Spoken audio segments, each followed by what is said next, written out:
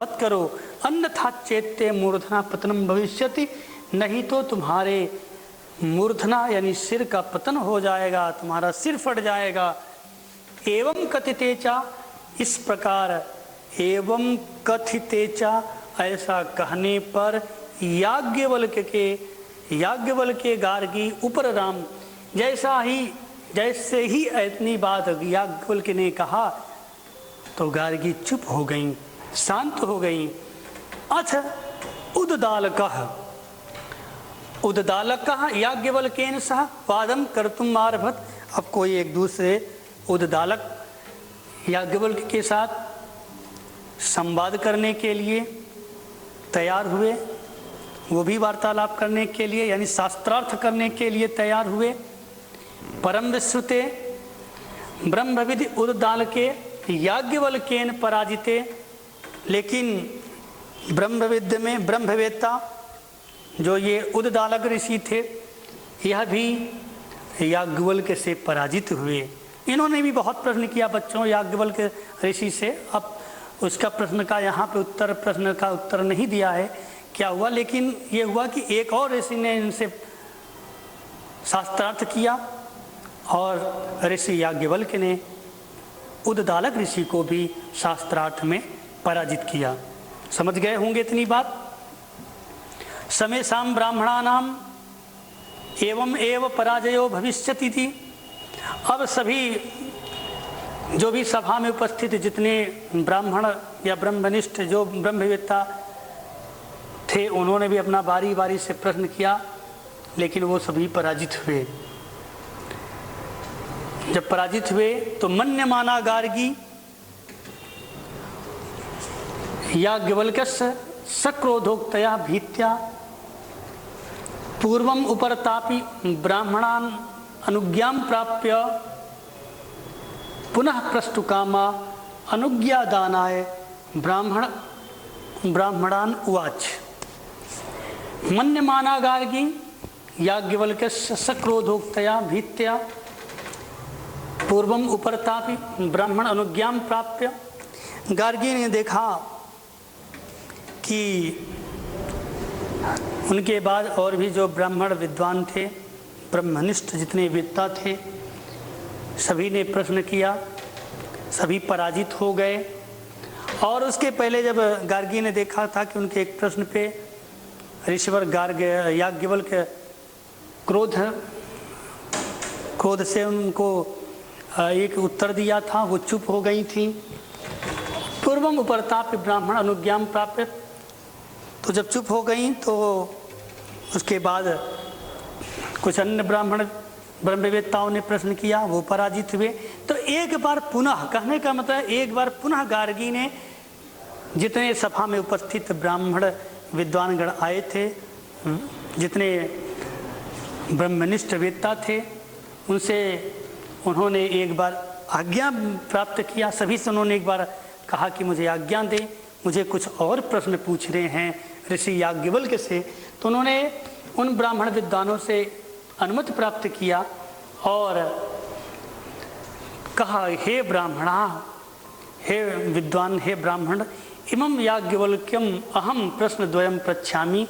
हे सभा में उपस्थित जितने ब्रह्मवेत्ता विद्वान ब्राह्मण गण हैं, मैं इन याज्ञवल्क्य ऋषि से, याज्ञवल्क्य ब्रह्मर्षि से दो प्रश्न और पूछूंगी, दो प्रश्न और पूछना चाहती हूँ। यदि मैं प्रश्न द्वयसुत्तरम, यदि मेरे इन दो प्रश्नों का उत्तर याज्ञवल्क्य वक्षति यह दे देंगे, यदि तदा अस्माकं मध्य न कश्चित् तंजेतुं शक्तः, तो ये मान लीजिएगा कि अब हमारे मध्य में इस सभा में जितने उपस्थित विद्वानगण हैं, इनको अब कोई जीतने में समर्थ नहीं है या इनको कोई जीत नहीं सकता है। याज्ञवल्क्यो अयम यदि न प्रतिवक्षति, यदि याज्ञवल्क्य ने इन प्रश्नों का समुचित उत्तर नहीं दे सकेंगे, नहीं दे पाएंगे, तहि अस्यापि मूर्धा विपतिष्यति विपतस्यते, तो कह रहे हैं कि तब तो लगता है कि इनका भी मूर्धा जो है विपतस्यते माने इनका भी सिर फट जाएगा, इनका भी जो है सिर, तो इनका भी सिर विपतस्यते माने इनके भी सिर का जो है पतन होगा। थोड़ा सा एक अच्छा बच्चे देखेंगे, ये अस्यापि है, इसको समझ लेंगे, अस्यामि नहीं बल्कि अस्यापि है।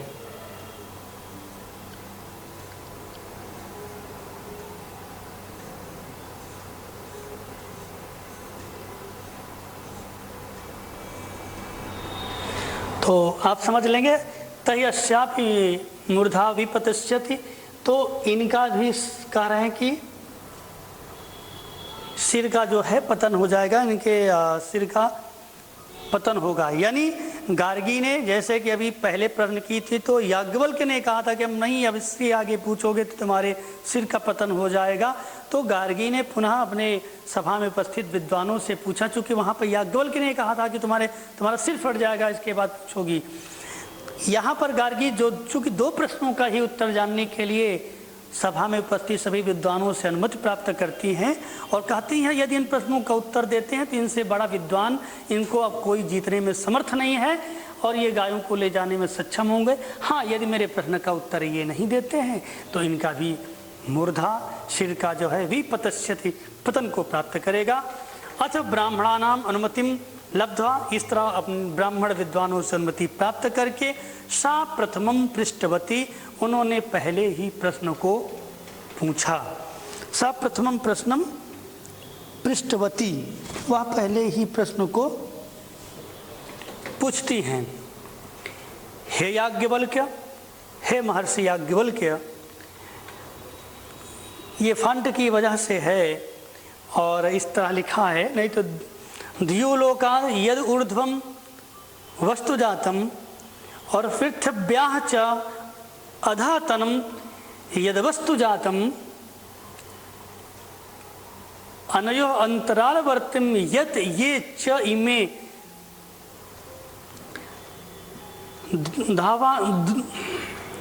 द्यावा पृथव्यो कालतय परिच्छिन्नम।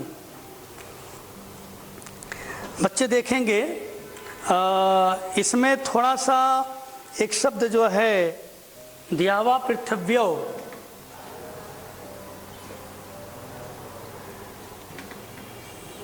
इसको थोड़ा से फांट अगर शुद्ध होता तो कुछ इस तरह लिखा जाता, बाकी ये सही है। तो करेंगे यत ये च में द्यावा, अब द्यावा पृथव्यो कालतय परिच्छिन्नम यद वस्तु जातम में तत्सर्वम कुत्र वा ओतम प्रोतम चेति भृगु है। मतलब क्या हुआ? कह रहे हैं कि द्युलोकाद यद ऊर्ध्वम वस्तु जातम, तो कह रहे हैं कि जो द्युलोक से ऊपर है, समझते जाइएगा, जो द्युलोक से ऊपर, द्युलोकाद यद ऊर्ध्वम वस्तु जातम, द्युलोक से जो ऊपर है, और पृथिव्याः च अधातनम, पृथ्वी से जो नीचे है, यानी पृथ्वी से जो नीचे है, यद वस्तु जातम वो वस्तु, और कहें फिर अनयो अंतरालवर्तिम, इस द्युलोक और पृथ्वी के जो अंतराल यानी मध्य में है, यत ये च में च ई में द्यावा पृथव्यो, मैंने पहले शुद्ध कर दिया, इसको समझ लेंगे।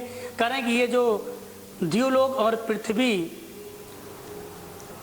जो ये खुद भी द्युलोक और पृथ्वी हैं, तो मेरी मतलब समझिएगा, जो द्युलोक से ऊपर, पृथ्वी से नीचे, और क्या है, फिर कह रहे हैं कि दूसरा जो द्युलोक और पृथ्वी के मध्य हैं, और तीसरी बात क्या कह रहे हैं, ध्यान दीजिएगा, एवं जो द्युलोक और स्वयं पृथ्वी हैं, फिर क्या कह रहे हैं, कालत्रय परिच्छिन्नम यद वस्तु जातम, जो भूत, जो वर्तमान, भूत और भविष्य, काल त्रय 3 तरह के समय हैं, वर्तमान, भूत और भविष्य। तो कह रहा है कि जो ये वर्तमान, भूत और भविष्य, इस प्रकार जिन्हें ये कहते हैं, तो कह रहे हैं ये सब किससे ओतप्रोत हैं, ये किससे सर्वव्याप्त हैं। ब्रूहि माने बताइए। याज्ञवल्क्य प्रत्युवाच, याज्ञवल्क्य ने उत्तर दिया, हे गार्गी, हे गार्गी, एतत् सर्वम आकाशे कार्षेण व्याप्तम, करेंगे सभी आकाश से, आकाश में पूर्ण रूप से ये सभी व्याप्त है। एतद् अनंतरम, इसके पश्चात, गार्गी च अकथयत, फिर गार्गी ने कहा, हे याज्ञवल्क्य, यह त्वं मे प्रश्नम इमं विविच्य उक्तवानसि तस्मै ते नमः। यह तुम, आपने मेरे इस प्रश्न का बड़े अच्छी तरह से विविच्य माने व्याख्या किया, बहुत अच्छी तरह से बताया, इसलिए आपको मेरा प्रणाम है। करें मेरे पहले प्रश्नों को आपने बहुत अच्छी तरह से बताया, इसलिए आपको प्रणाम है, आपको नमः, नमो नमो नमः है, नमस्कार है। द्वितीय प्रश्न है, चित्तम सावधानम कुरु। गार्गी कह रही कि हे महर्षि याज्ञवल्क्य, अब मेरे दूसरे प्रश्न का उत्तर सुनने के लिए सावधान हो जाइए, अपने चित्त को सावधान करिए, मेरा दूसरा प्रश्न अब आ रहा है। याज्ञवल्क्य आह, याज्ञवल्क्य बोले, हे गार्गी पृच्छेति, पूछिए। एवं बदति याज्ञवल्क्य, याज्ञवल्क्य के इतना कहने पर, इतना बोलने पर, गार्गी पुनर्पृच्छति यानी पुनः अपृच्छति, वह पुनः बोली या पुनः पूछी, हे याज्ञवल्क्य, हे महर्षि याज्ञवल्क्य, सो अयम आकाशः किमाश्रितः, यह जो आकाश है यह किस पे आश्रित है, यह किससे व्याप्त है। सह प्रत्युचे, तब वह बोली, उत्तर दी, हे गार्गी, आकाशः तु अक्षरे पर ब्रह्मण एव ओतः प्रोतश्च, कहें कि जो आकाश है यह अक्षर परम ब्रह्म, जो अक्षर रूप परम ब्रह्म में ओतप्रोत है। बच्चों, अक्षर शब्द आया है, अक्षर का मतलब है जो न मोटा है न पतला है, जो न पीला है न लाल है, जिसका कोई परिमाण नहीं है, जिसका कोई मुख नहीं है, यानी जो सभी विशेषणों से रहित है, जो अद्वितीय है, वो कौन है? अक्षर। तो कह रहे हैं कि ये आकाश अक्षर परम ब्रह्मण एव ओतस्प्रोतश्च, आकाशस्त्वक्षरे, आकाश तो अक्षर रूप परम ब्रह्म, यह परम ब्रह्म में ओतप्रोत है। आकाश जो है अक्षर रूप जो है यह परम ब्रह्म में ओतप्रोत है। याज्ञवल्क्येन एवं, याज्ञवल्क के द्वारा ऐसा प्रत्युक्तम, याज्ञवल्क्येन एवं, याज्ञवल्क्येन एवं, याज्ञवल्क के द्वारा ऐसा प्रत्युक्ता बोलने पर, कहे जाने पर, संतुष्टा च गार्गी, गार्गी संतुष्ट हो गईं। तत्र समवेतान तान, वहाँ समवेतान मन एकत्रित सभी उपस्थित ब्राह्मणान आह, उन्होंने सभी ब्राह्मणों से आह माने बोली, हे भगवंतो ब्राह्मणाः, हे सभी उपस्थित सभा में ब्रह्मिष्ठ ब्राह्मणगण, युष्माकं मध्ये, हमारे बीच में, इमं याज्ञवल्क्यं ब्रह्मवादम प्रतिनैवास्ति, हमारे बीच में याज्ञवल्क्य ब्रह्मर्षि से ब्रह्मवाद यानी ब्रह्म ज्ञान के विषय में कोई भी इनसे ज़्यादा संवाद करने में समर्थ नहीं है। ब्रह्मवाद इस विषय पर इनसे कोई संवाद करने में समर्थ नहीं है, और न ही इनको किसी के द्वारा इनसे इनको अब किसी के द्वारा जीता नहीं जा सकता है, मतलब ये अजय हैं। अतो नमस्कृत्य, इसलिए इन्हें नमस्कार करके स्वस्वम स्थानम, अपने अपने घर जाएं। तत्र भवंतो भवन्तः, आप सभी ब्राह्मणगण महोदय नमस्कार करके करें, अब अपने अपने स्थानों के लिए प्रस्थान करें।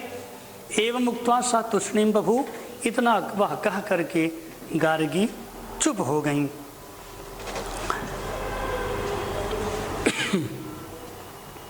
काठिन्य निवारण के रूप में बच्चे देखें, यही से इस पाठ का जो मूल संस्कृत वो समाप्त हुआ।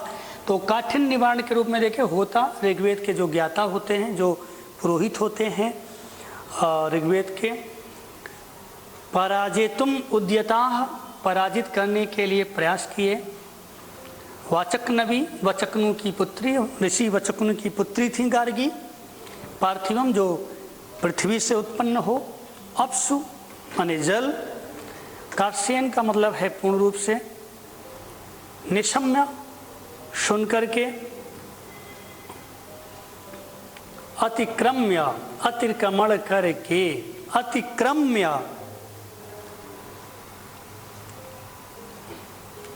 अतिक्रम्य, अतिक्रमण करके, यानी उसको पार करके। अतिक्रम्य यानी उसको पार करके। यहाँ पे देखेंगे ये थोड़ा से ऊपर राम माने रुक गई। आरभत माने प्रारंभ किया। आरभत माने प्रारंभ किया। प्रत्युचे माने उत्तर दिया। आह माने बोली। मन्यमाना माने मानती हुई। मूर्धा माने सिर। प्रतिवच्छति का मतलब है उत्तर देंगे। आइए हम लोग थोड़ा सा अभ्यासकार कर लें। प्रथमम गार्गी किम पृच्छत, यानी किम अपृच्छत। गार्गी अपृच्छत, हे याज्ञवल्क्य आपः कस्मिन् खलु ओतः प्रोताश्च। यह है प्रश्न 2। गार्ग्यः द्वितीय प्रश्न से याज्ञवल्क्य किम उत्तरम दत्तवान। गार्गी ने याज्ञवल्क्य के दूसरे प्रश्न का उत्तर क्या दिया। यत आकाशः तु अक्षरे पर ब्रह्मण एव ओतः प्रोतश्च। फिर प्रश्न है गार्गी याज्ञवल्क्य संवादः अवतरितः कस्मिन् ग्रंथे। बृहदारण्यक उपनिषदात, यानी बृहदारण्यको उपनिषदात। उपनिषदात माने उपनिषद से। गार्गी याज्ञवल्क्य का संवाद कहाँ से लिया गया है। बृहदारण्यक उपनिषद से। वस्तुनिष्ठ प्रश्न जो हमने पिछली अपने क्लास में कहा था कि एक प्रश्न के रूप में, एक वस्तुनिष्ठ प्रश्न के रूप में जनकस्य होता आसीत। आपको कापी में इस तरह बोर्ड में भी आता है 9 के साथ, कक्षा 10 में इसी तरह का जो भी पाठ होते हैं इस तरह आते हैं। तो अश्वलः, जनकस्य होता अश्वलः, आप उसको यथास्थान पे भर देंगे। फिर दूसरा प्रश्न है गार्गी पुत्री आसीत।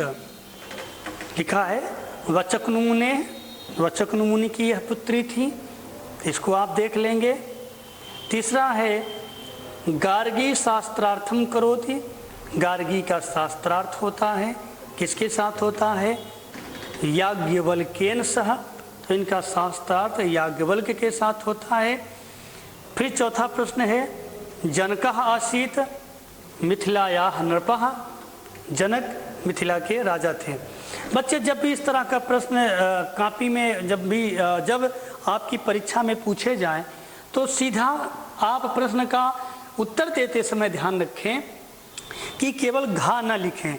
अगर प्रश्न 3 का उत्तर गा सही हो रहा है तो केवल गा लिख के न छोड़ें, लिखें कि याज्ञवल्क्येन सह, ये लिखें।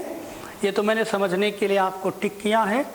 जैसे फिर प्रश्न है कि जनकः आसीत, तो आप अपनी कॉपी में लिखें कि जनकः मिथिलायाः नृपः आसीत, या इसको जो इस तरह अगर जो आप डॉटेड बिंदु देख रहे हैं कि तो इसी के आगे आप इस शब्दों की लिख करके पूर्ति कर दें। इस तरह भी लिखा जाता है। और फिर थोड़ा से देखते हैं कि इस पाठ को पढ़ने के बाद हमें क्या शिक्षा दिखाई दी या क्या मिलती है। जैसा कि आप सभी जानते ही होंगे बच्चे कि भारत हमारा जो है वैदिक काल से ज्ञान और विज्ञान के क्षेत्र में बहुत आगे था और प्राचीन काल में स्त्रियों को, प्राचीन काल में यानी वैदिक काल की बात कर रहे हैं, उन्हें जिस तरह भी हमने पहले क्लास में बताया कि अपारा, घोषा तमाम परम विदुषी नारियां हुई जो दरबार में या सीधे शास्त्रार्थ करने के लिए तैयार होती थीं या तैयार रहती थीं। इससे लगता है कि तत्कालीन समाज में नारियों का बड़ा उच्च सम्मान था और नारियां परम विदुषी रही हैं और अपने उस ज्ञान के बल पे आज भी वह बड़े आदर के साथ उनका नाम लिया जाता है, शास्त्रों में उनका नाम मिलता है और शास्त्रार्थ परंपरा में उनका भी बहुत बड़ा महत्वपूर्ण योगदान दिखाई देता है, क्योंकि बहुत सारे शास्त्रार्थ से नए नए ग्रंथों की उपज हुई है। अगर ये शास्त्रार्थ ना होते तो ये ग्रंथ ना आ पाते। तो शास्त्र जब शास्त्रार्थ होता है तो उस शास्त्रार्थ से जिस ग्रंथ की रचना होती है, जिस एक नए सिद्धांत की उत्पत्ति होती है, वह एक बहुत बड़ी बात है। तो हमें शिक्षा जो पूरे इस पाठ के संपूर्ण पाठ के कलेवर को पढ़ने के बाद जो दिखाई देता है, जो आपको भी बच्चों समझ में आया होगा कि नारियों की शिक्षा से कोई राष्ट्र अग्रणीय स्थान पे रहता है निश्चित रूप से। जहाँ यत्र नार्यस्तु पूज्यन्ते रमन्ते तत्र देवता, निश्चित रूप से जहाँ पे नारियों का सम्मान है वह स्थान देवतुल्य है, वह बड़ा सम्माननीय है और वहीं पे देवताओं का निवास है, ऐसा हमारे शास्त्र भी कहते हैं। सनातन राष्ट्र भारत की परंपरा में नारियों का उच्च सम्मान रहा है। आप अभी पाठ में देख ही रहे हैं। इस कथा नाटक कौमुदी के पाठ से हमें यह शिक्षा मिलती है कि कभी ज्ञान का अभिमान नहीं करना चाहिए, सत्य बात को बिना किसी आपत्ति के स्वीकार कर लेनी चाहिए और ब्रह्म ज्ञान असीम है ब्रह्म ज्ञान, यह हमें मानना चाहिए। क्योंकि जो ब्रह्म की, अब याज्ञवल्क्य ब्रह्मवेत्ता थे, ब्रह्मर्षि बार बार सुनते हैं। जो ब्रह्मवेत्ता, जो ब्रह्मवाद, ब्रह्म के विषय में जाने, ब्रह्मांड के विषय में समझे, तो ब्रह्मवेत्ता जो ब्रह्म के विषय में ही चिंतन मनन में संलग्न रहे, ऐसे याज्ञवल्क्य ऋषि थे। और इनका याज्ञवल्क्य स्मृति एक बहुत प्रसिद्ध है। आगे हो सके कभी आप सभी को जब कभी संस्कृत पढ़ें तो पढ़ने में वो ग्रंथ से आप परिचय करेंगे। अब हम आपको गृह कर देते हैं। इंद्रलोकेषु समाहिताः, का, ख, ग और घ 4 विकल्प दिए। इनमें जो समुचित उत्तर होगा आप उसका उत्तर लिखेंगे।